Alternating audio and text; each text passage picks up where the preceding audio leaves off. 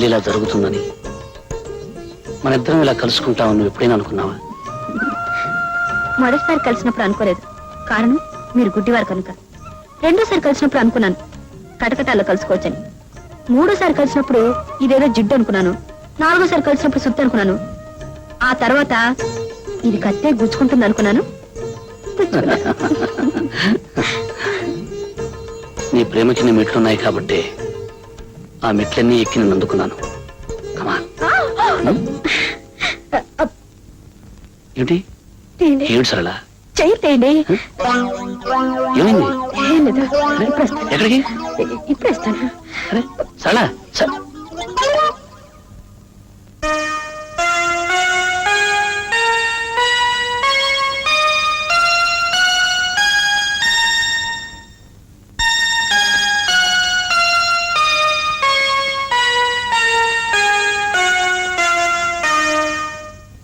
ఏమండి? నాతో మాట్లాడద్దు, నాకు చాలా కోపంగా ఉంది. ఇదిగో వస్తానని చెప్పి గంటల క్షణం ఒక యుగం అంటారు. ఒక్కొక్క క్షణం యుగం నాకు గడుస్తుంది. అది కాదండి. ఏది కాదు? రా వచ్చి నన్ను కౌగులించుకో, వాటేసుకో. అప్పుడు గాని నాకు తనివి తీరదు. వచ్చేసి తొందరగా వచ్చి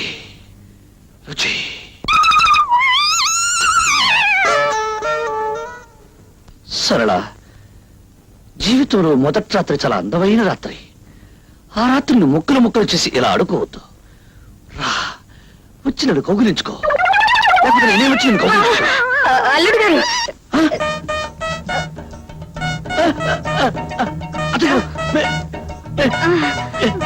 ఇప్పుడు నేను అన్నమని మీరు విన్నారా? మీరు ఎందుకు వచ్చారు అత్తయ్య గారు? నేను రాలేదు బాబు, మీ మామయ్య గారు పంపించారు. నమ్మని ఎందుకు పంపించారు? అమ్మాయి ఎక్కడ? ఉండు బాబు, అమ్మాయిని పంపిస్తాను. ఏమండి, నా వల్ల కాదండి, మీరే వెళ్ళి చెప్పండి. మీరే వెళ్ళండి, అదండి.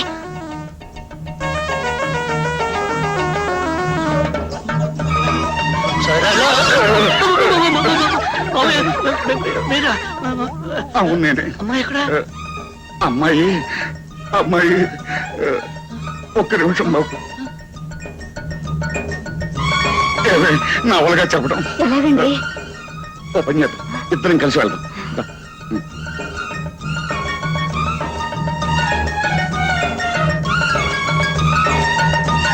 బాబు ఇదేమిటండి? కూతుర్ని పంపించమంటే తల్లి వస్తుంది, తల్లి అనగా తండ్రి వస్తాడు, తల్లి తండ్రి ఇద్దరూ కలిసి వస్తారు.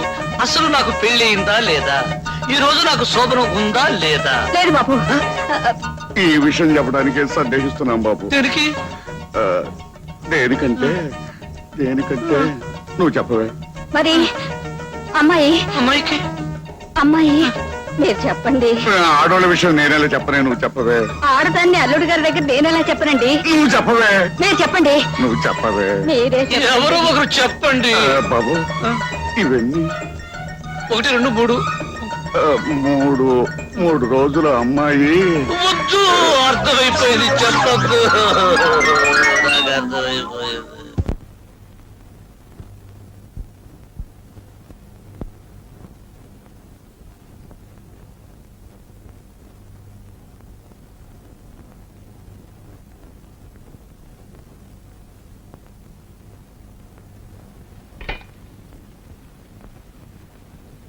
బాబు టిఫిన్ తీసుకో. వద్దండి. పెసరట్లు వేయించమంటావా? వద్దండి. పోనీ నేతిగారులు వేయించమంటావా? అసలు ఏం వద్దండి. వస్తుంటావా? ఏమండి, పాపం ఆయన రాత్రంతా పస్తేనండి. రాత్రంతా పస్తానట్టు కదా? రాత్రే కాదు, ఈ రోజు పస్తుంటాను, రేపు పస్తుంటాను, ఎల్లుండి పస్తుంటాను, వరుసగా 3 రోజులు పస్తుంటాను. మిమ్మల్నే వరుసగా 3 రోజులు పస్తుంటే నీరసం వస్తుందని చెప్పండి. కరెక్ట్. వరుసనే 3 రోజులు పస్తుంటే నీరసం వస్తుందట. వస్తే ఏమిటండి? అది కాదలుడు, పెళ్ళైన కొత్తలో మంచి నేతి సున్నుండి అయితే జామ్ అంటూ ఉండాలి. నా పెళ్ళైన కొత్తలో ఏమండోయ్, మళ్ళీ ఏమిటి? పంతులు గారు చెప్పారు, నేను మర్చిపోయాను. ఈ సంవత్సరం అధికాషాఢం 2 నెలలు.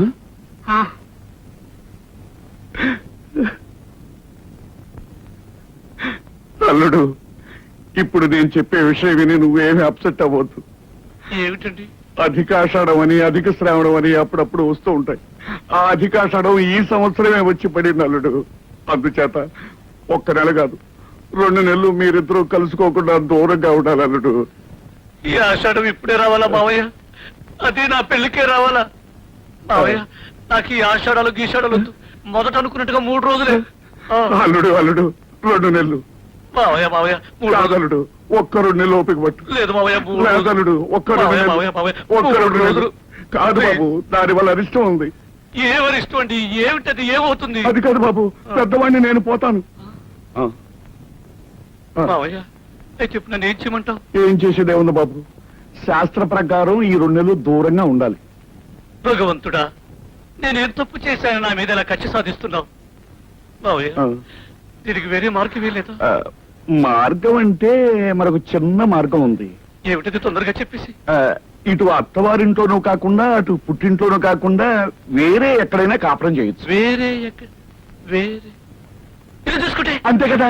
ఆ? మావయ్య మావయ్య